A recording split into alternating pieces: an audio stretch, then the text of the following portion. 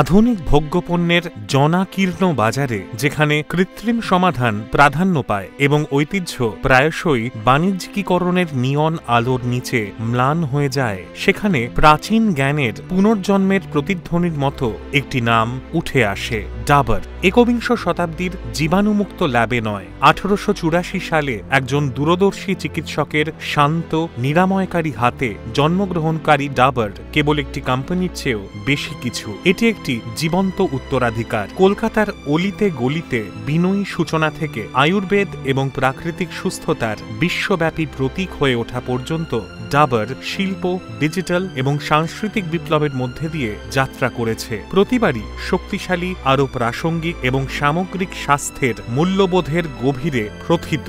শতাব্দী প্রাচীন ভারতীয় জ্ঞান এবং আধুনিক বিজ্ঞানের তীক্ষ্ণ দৃষ্টিভঙ্গি থেকে উদ্ভূত একটি মিশনের মাধ্যমে ডাবর এমন একটি অনন্য স্থান তৈরি করেছে যেখানে অতীত এবং ভবিষ্যতের মিলন ঘটে। ডাবর লিমিটেড একটি ভারতীয় বহুজাতিক ভোগ্যপণ্য সংস্থা যা এস.কে. বর্মন দ্বারা প্রতিষ্ঠিত এবং গাজিয়াবাদে অবস্থিত। এটি আয়ুর্বেদিক পণ্য এবং দ্রুতগতির ভোগ্যপণ্য উৎপাদন করে। ডাবর তার আয়ের প্রায় 60% ভোক্তা সেবা শিল্প থেকে, 11% খাদ্য ব্যবসা থেকে এবং বাকি অংশ বিদেশি ব্যবসায়িক ইউনিট থেকে উৎপন্ন করে। ডাবর 1884 সালে কলকাতায় একজন আয়ুর্বেদিক চিকিৎসক এস.কে. বর্মন দ্বারা প্রতিষ্ঠিত হয়েছিল। 1880-র দশকের মাঝামাঝি সময় তিনি কলেরা, কোষ্ঠকাঠিন্য এবং ম্যালেরিয়ার চিকিৎসার জন্য আয়ুর্বেদিক প্রতিকার তৈরি করেছিলেন। একজন সার্টিফাইড চিকিৎসক হিসেবে তিনি সাইকেল চালিয়ে বাংলায় তার ওষুধ বাজারজাত করতে শুরু করেন। তার রোগীরা তাকে এবং তার ওষুধগুলিকে ডাক্তার এবং বর্মন শব্দের সংমিশ্রণ হিসাবে উল্লেখ করতে শুরু করেন। তিনি অবশেষে তার আয়ুর্বেদিক সূত্রগুলি ব্যাপকভাবে উৎপাদন করতে শুরু করেন। এস.কে. বর্মন অথবা সরস্বতী কুমার বর্মন 1856 সালে পশ্চিমবঙ্গে একটি মধ্যবিত্ত বাঙালি পরিবারে জন্মগ্রহণ করেন। তিনি এমন এক সময় চিকিৎসা শাস্ত্রে কর্মজীবন শুরু করেন যখন পশ্চিমা অ্যালোপ্যাথি জনপ্রিয়তা লাভ করছিল, কিন্তু তিনি ঐতিহ্যবাহী ভারতীয় জ্ঞান ব্যবস্থা দ্বারা গভীরভাবে প্রভাবিত ছিলেন। তার চারপাশের দুর্দশা, বিশেষ করে সুবিধাবঞ্চিতদের মধ্যে গভীরভাবে পর্যবেক্ষণ করে তিনি বুঝতে পেরেছিলেন যে মূলধারার চিকিৎসা কেবল ব্যয়বহুলই নয়, প্রায়শই জনসাধারণের কাছে অ্যাক্সেসযোগ্যও নয়।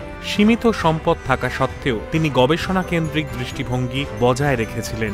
ডাবর চ্যবনপ্রাশের মতো তার সূত্রগুলি ঘরে ঘরে পরিচিত হয়ে ওঠে। স্বাস্থ্য এবং নীতিশাস্ত্রের প্রতি তার অঙ্গীকার এমন একটি ব্যবসায়িক মডেলের ভিত্তি স্থাপন করেছিল যা লাভের সাথে উদ্দেশ্যের ভারসাম্য বজায় রেখেছিল, একটি উত্তরাধিকার যা তার বংশধরেরা এগিয়ে নিয়ে যাবে। সি.এল. বর্মন ডাবরের প্রথম গবেষণা ও উন্নয়ন বিভাগ প্রতিষ্ঠা করেন। তার নাতি জি.সি. বর্মনকে পরবর্তীতে কলকাতায় শ্রমিক দাঙ্গার সময় তার নিজস্ব শ্রমিকরা ঘেরাও করে। ভয়াবহ পরিস্থিতির কারণে জি.সি. বর্মন দিল্লিতে উৎপাদন স্থানান্তরের সিদ্ধান্ত নেন, যেখানে তার ভাইরা শেষ পর্যন্ত স্থায়ীভাবে বসবাস শুরু করেন। ব্যবসাটি দিল্লিতে সমৃদ্ধ হয় এবং কোম্পানিটি দ্রুত সেখানে তার সদর দপ্তর স্থাপন করে। ব্যবসায়িক ইতিহাসবিদ সোনু ভাসিনের ভাষায়, কলকাতার ক্ষতি দিল্লির লাভ। ডাবর 1997 সালে সম্পূর্ণ মালিকানাধীন ভোগ্যপণ্য কোম্পানি ডাবর ফুডস প্রতিষ্ঠা করে এবং রিয়েল ফলের রস ব্র্যান্ড আত্মপ্রকাশ করে।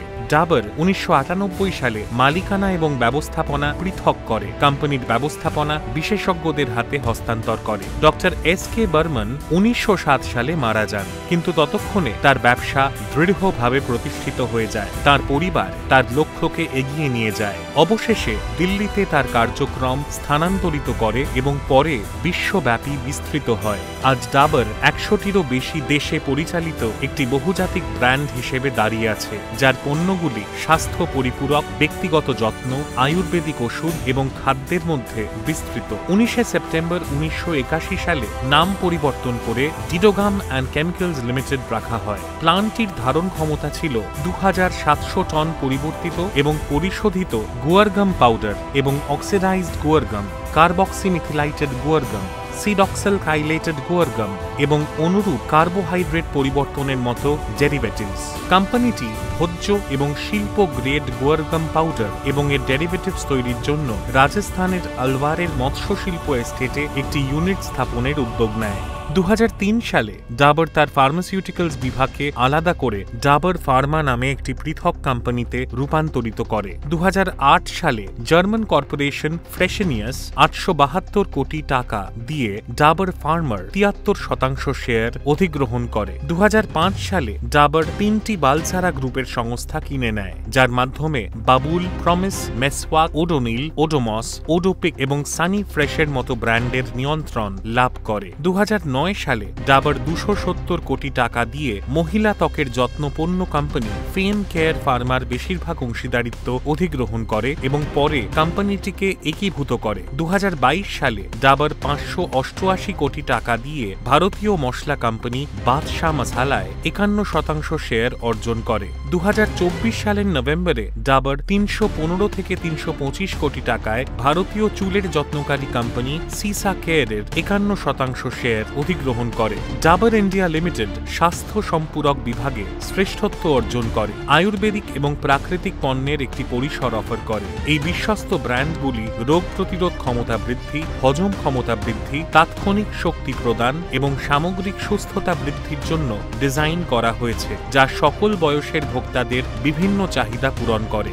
ডাবর চ্যবনপ্রাশ একটি আইকনিক আয়ুর্বেদিক স্বাস্থ্য সম্পূরক যা রোগ প্রতিরোধ ক্ষমতা বাড়ায়, আমলার মতো 40টিরও বেশি প্রাকৃতিক উপাদান দিয়ে পরিপূর্ণ। ডাবর মধু একটি প্রাকৃতিক রোগ প্রতিরোধ ক্ষমতা বৃদ্ধিকারী এবং বিকল্প মিষ্টি যা তার বিশুদ্ধতা এবং স্বাস্থ্য উপকারিতার জন্য পরিচিত।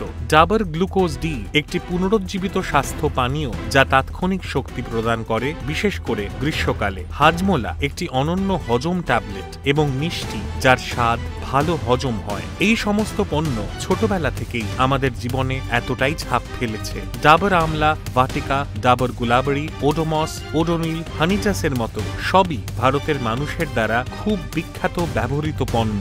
ডাবর তার আয়ুর্বেদিক দক্ষতা কাজে লাগিয়ে এবং ব্যক্তিগত যত্ন, স্বাস্থ্যসেবা, গৃহস্থালির যত্ন এবং খাবারের মতো বিভাগে বিস্তৃত হয়ে বৈচিত্র্য এনেছে। এই কৌশলটি বিভিন্ন ভোক্তাদের চাহিদা পূরণ করেছে। একটি বিশ্বস্ত ব্র্যান্ডের অধীনে রোগ প্রতিরোধ ক্ষমতা বৃদ্ধিকারী থেকে শুরু করে রুম ফ্রেশনার পর্যন্ত সবকিছুই সরবরাহ করেছে। ডাবরের বৈচিত্র্য বিশ্বব্যাপী বিস্তৃত, 139টিরও বেশি দেশের বাজারে পণ্য সরবরাহ করে। আধুনিক উদ্ভাবনের সাথে আয়ুর্বেদকে মিশ্রিত করে ডাবর কেবল তার পোর্টফোলিওকে শক্তিশালী করেনি, বরং পানীয়, কীটপতঙ্গ নিয়ন্ত্রণ এবং ত্বকের যত্নের মতো ক্ষেত্রেও প্রবেশ করেছে। ডাবরের কৌশলের একটি নীরব কিন্তু শক্তিশালী স্তম্ভ হল টেকসইতা। কর্পোরেট জনপ্রিয়তা অর্জনের অনেক আগেই ডাবর ভেষজ এবং প্রাকৃতিক উপাদানের জন্য টেকসই উৎস পদ্ধতি চালু করে। তারা জীববৈচিত্র্য এবং ন্যায্য বাণিজ্য অনুশীলনের প্রচারের পাশাপাশি একটি সুসংগত এবং মানসম্পন্ন সরবরাহ শৃঙ্খল নিশ্চিত করার জন্য চুক্তিবদ্ধ চাষ উদ্যোগের মাধ্যমে স্থানীয় কৃষকদের সাথে অংশীদারিত্ব করে। এমনকি তার পণ্য লাইনের মধ্যেও ডাবর প্রায়শই একটি নীরব উদ্ভাবক হিসেবে কাজ করেছে। উদাহরণস্বরূপ তাদের রিয়েল ফলের জুস ব্র্যান্ডটি ভারতে প্যাকেটজাত ফলের জুসের বাজারে অগ্রণী ভূমিকা পালন করেছিল, যখন তাজা জুস বা কোমল পানীয় গ্রাহকদের পছন্দের উপর প্রাধান্য বিস্তার করেছিল। একইভাবে ডাবর ভাটিকা উপসাগরীয় অঞ্চলে উল্লেখযোগ্যভাবে জনপ্রিয়তা অর্জনকারী প্রথম ভারতীয় চুলের যত্ন ব্র্যান্ডগুলির মধ্যে একটি হয়ে ওঠে, যা দক্ষিণ এশীয় প্রবাসী এবং আরব গ্রাহক উভয়ের কাছেই আকর্ষণীয়। তুমি কি জানো ডাবরের ক্যান্সার গবেষণার সাথে দীর্ঘদিনের কিন্তু প্রায়শই কম প্রচারিত সম্পর্ক রয়েছে, যার মূলে রয়েছে ঐতিহ্যবাদী আয়ুর্বেদিক জ্ঞানকে আধুনিক বিজ্ঞানের সাথে মিশ্রিত করার প্রতিশ্রুতি। এই সম্পৃক্ততা ওষুধ উন্নয়ন, প্রাতিষ্ঠানিক সহায়তা এবং কর্পোরেট দানশীলতা, বিশেষ করে অঙ্কোলজির ক্ষেত্রে ডাবর ফার্মার উত্তরাধিকার গুরুত্বপূর্ণ রয়ে গেছে। কেমোথেরাপিকে আরো সহজলভ্য এবং সাশ্রয়ী করে তুলে উদীয়মান বাজারগুলিতে ক্যান্সার চিকিৎসাকে গণতন্ত্রীকরণে একটি গুরুত্বপূর্ণ ভূমিকা পালন করেছে। ডাবরের সাস্টেইনেবল ডেভেলপমেন্ট সোসাইটি, যা সন্দেশ নামে পরিচিত, একটি কোম্পানির মূল্যবোধ এবং কার্যক্রমের সাথে কর্পোরেট সামাজিক দায়বদ্ধতা কিভাবে গভীরভাবে জড়িত হতে পারে তার একটি উজ্জ্বল উদাহরণ।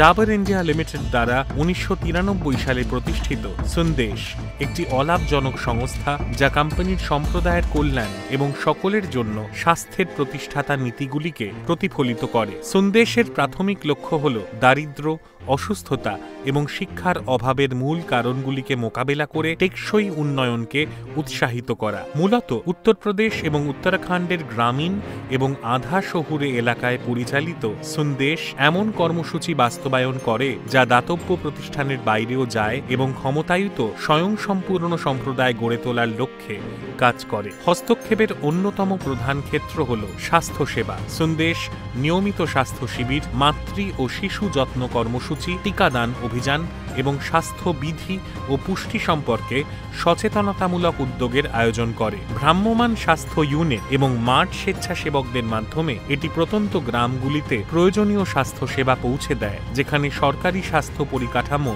ন্যূনতম বা অস্তিত্বহীন। ডাবর ইন্ডিয়া লিমিটেড ভারতের অন্যতম শীর্ষস্থানীয় এফএমসিজি কোম্পানি, যার আয় ৬,১৪৬ কোটি টাকারও বেশি এবং বাজার মূলধন $5 বিলিয়ন।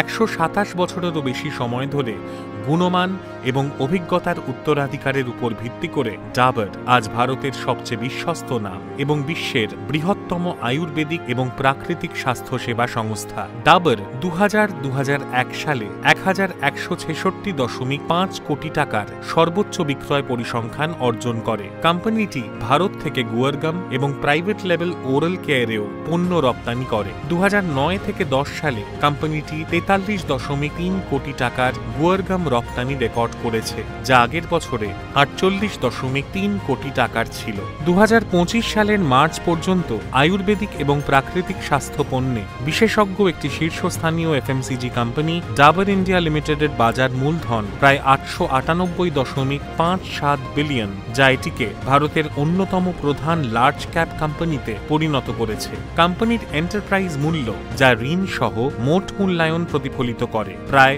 ৯০৩.০২ বিলিয়ন, অর্থাৎ ৮৯,৮৫৭ থেকে বেড়ে ৯০,৩০২ কোটি। ডাবরের মোট সম্পদের মূল্য ১৫,১২২.৬৮ কোটি, যার মোট দায় ৪,৮১৯.৬০ কোটি, যার ফলে মার্চ ২০২৪ সালে শেষ হওয়া অর্থ বছরে মোট ইকুইটি ১০,৩০৩.০৮ কোটি। ২৫০টিরও বেশি পণ্যের বৈচিত্র্যময় পোর্টফোলিও সহ ডাবর ভারতীয় এফএমসিজি সেক্টরে একটি গুরুত্বপূর্ণ খেলোয়াড় হিসেবে রয়ে গেছে, যা ঐতিহ্যবাহী আয়ুর্বেদিক অনুশীলনকে আধুনিক ভোক্তা চাহিদার সাথে একত্রিত করে। ডাবরের গল্পের মধ্যে দিয়ে আমাদের যাত্রা শেষ করার সাথে সাথে একটি জিনিস স্পষ্ট হয়ে ওঠে, এটি কেবল একটি কোম্পানি নয়, বরং সেবা, ঐতিহ্য এবং উদ্ভাবনের চেতনায় নিহিত একটি উত্তরাধিকার। ১৮৮৪ সালে একটি ছোট আয়ুর্বেদিক চিকিৎসালয় হিসেবে তার নম্র সূচনা থেকে শুরু করে প্রাকৃতিক ও ভেষজ পণ্যের ক্ষেত্রে